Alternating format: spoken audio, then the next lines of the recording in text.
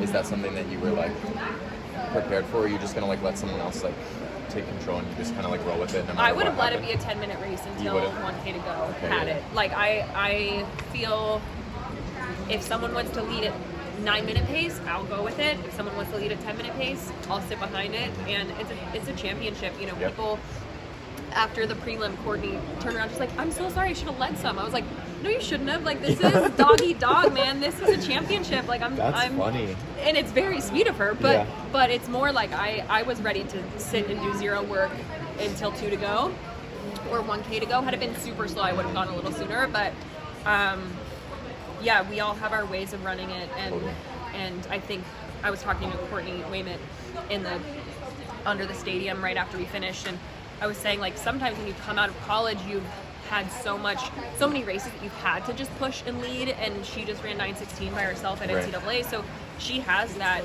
ability and skill and confidence, and so she ran the race that was, you know, her biggest benefit today was just having cleared track and running hard and having that confidence, and I was not going to fight her for that position. I was happy, and I think Courtney Frericks was happy about it too, and it strung it out.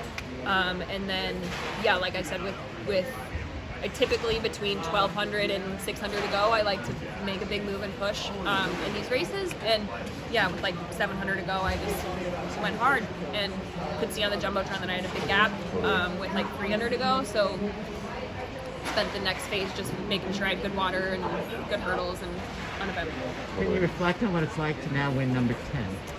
Well, David, in the stadium they were saying 9, and I had to correct Carrie Tillefson in a little post-race interview. The announcer kept saying 9, and I was like, guys, this is 10. I've been. Well, I knew that. I know you did. I know you did. But no, I'm really proud of that.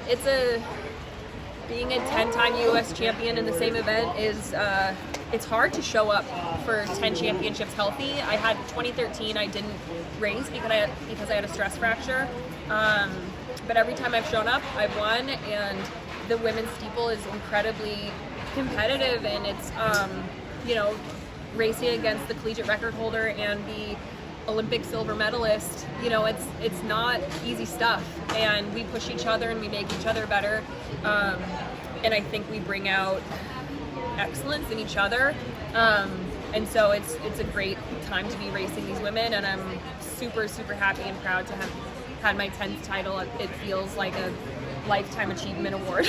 Like, it feels very meaningful. It's like when I became a 3-time Olympian, that felt really special and complete to me. Not saying I don't want to make 4th team, and not saying I don't want an 11th title, but it just feels really meaningful and special to hit that kind of landmark. Thank you. Do your allergies bug you a lot out there? No, I was saying sometimes after hard workouts I just like get sneeze attacks, and so I've just been sneezing like Since the race. and unfortunately like sneezing on passerbys. I'm trying my best. So no, I think everyone in Eugene has some allergies, and I have a little bit, but no, this is just a post-run incident of sneezing a lot, and I'm fine, but sorry. What about, all right, looking forward to Worlds? This maybe is a premature question, but like, what do you have your eyes on? You guys have to ask the premature questions, though. That's your job. People have to know. You know, I think we all have to be ready to run under 9 minutes to win a medal. And the benefit that we have is this is the first time we don't have to have jet lag, travel, be on a 12-hour flight. Like, typically, although Courtney Frericks and I didn't thrive at Prefontaine this year, typically Americans really crush it at Pre because we're not doing the big travel that our international opponents are doing. So we are. What is he doing? He was like walking down the stairs. Thanks, Devin. I think it's going to be an advantage for all the American athletes, and I'm really excited to see that. But we have to be in sub 9 minute shape to win a medal, and we have to be able to execute low 9 minutes on the day to win a medal. So, you know, I think we have a really great group of girls, and I think we all can be in the final and in the top group, and it's going to be pretty exciting, but we got to bring it. We got to represent. Especially with the history of you and Courtney racing together, is there any like thought into doing any sort of team tactics at Worlds? No, we have no. At these races, it's every man for himself. I mean, we really care about each other and support each other and are friends off the track. And you know, her coaches, Jerry and Pascal, are very supportive and friendly to me and Joe, and Joe's friendly and supportive to her. So we root for each other. But no, when we get out there, Courtney and I are not making a plan of action together. But I would love if we all can be, you know, let's have 3 Americans up there. That'd be great. And I think I've never been someone who's like someone else's success deters me or makes me feel like I can't be successful. I think when someone's great, it like lifts everyone together. So when Courtney won the silver medal in Tokyo, it was awesome because it was another year that we get Americans on the podium, and I didn't do great that day, but we had more representation on that podium, and I think it's really powerful that's been the trend, that there will be, since 2016, there has been an American on the podium at all the championships. So we plan to keep that up. So that sense of being Team USA is still there, even if you're still trying to do the best for yourself. Yeah, we all want to beat each other all the time. But I mean, even when you're racing your own training partners, you want to beat each other. So wanting to win a race and like being nasty, those are different things. We can be helpful and supportive to each other in life and get on the track and be like, good luck, see you at the finish. And that's how it is. But I'm excited to be going with these girls, and it's gonna be fun to come back here in a few weeks. Emma, I'm sorry this has already been asked, but what does it mean that your longevity success to have won 10 of these? You know, I'm just proud of. I think like the mind is something I'm more proud of than like physically showing up all the time. There's potential for a lot of pressure or anxiety or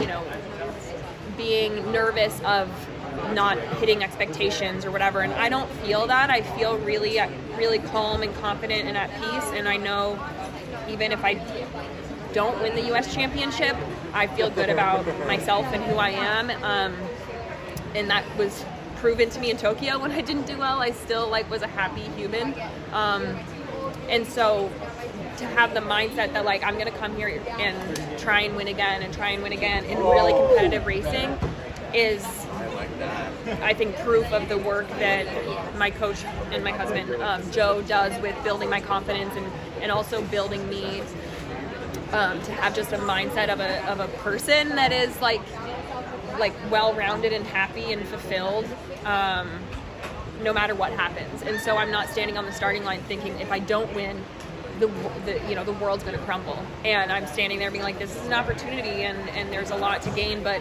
no matter what happens, I'm going to leave the track today feeling okay about myself. So I think the mindset I'm more proud of than anything else. But looking back, I mean, you haven't been good for just one Olympic cycle or 4 or 5 years. I mean, it's been a long time. Yeah, 2011 was my first U.S. championship, and you know, I owe a lot to my college coaches, Mark Wetmore and Heather Burrows, for kind of fostering a mindset that like this is just another 400-meter track. I don't need to be overwhelmed. I don't need to make it bigger than it is. Just go out there and do your job. And then they also trained me to be an athlete that has that longevity. And now Joe is my coach. In the last 5 years, it's been that same mindset of like, we're gonna go out here, we're gonna prepare, we're gonna do everything we can, and we're gonna go out there and crush it and do the training that we need to, but also like mentally have the right approach to it. And yeah, it's been a great 11 years and 10 titles, and I hope to keep going. I don't feel physically or mentally like I'm near the end at all, so I hope to keep going.